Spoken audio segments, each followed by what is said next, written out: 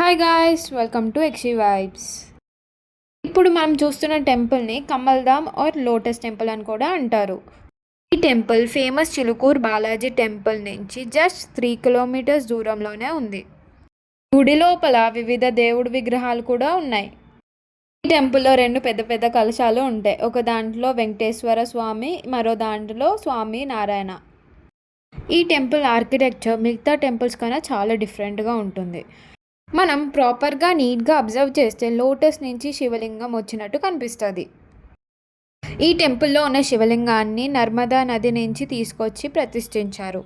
అందుకే ఈ శివలింగాన్ని నర్మదేశ్వర శివలింగం అని కూడా అంటారు. ఇక్కడ మనకి యజ్ఞశాల, గోశాల కూడా ఉన్నాయి. టెంపుల్ విజిట్ చేయడానికి ఎలాంటి ఎంట్రీ టికెట్ అవసరం లేదు. టెంపుల్ టైమింగ్స్ వచ్చేసి 8 AM to 10 PM వరకు ఉంటుంది. మార్నింగ్ 8కి వెళ్తే అభిషేకం చేయడానికి అలౌ చేస్తారు. ఈ టెంపుల్ స్టోరీ ఏంటంటే, పురుషోత్తం బాయ్ అనే వ్యక్తికి నర్మదా నది తీరం ఒడ్డున శివలింగం దొరికింది.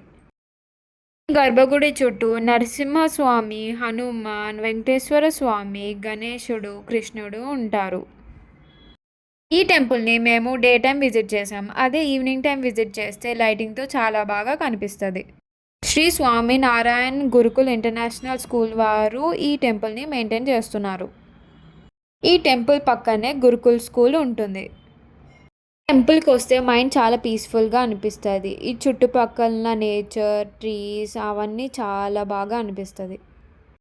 చిలుకూర్ బాలాజీ టెంపుల్ వెళ్ళే వాళ్ళు పక్కా ఈ టెంపుల్ని విజిట్ చేయండి.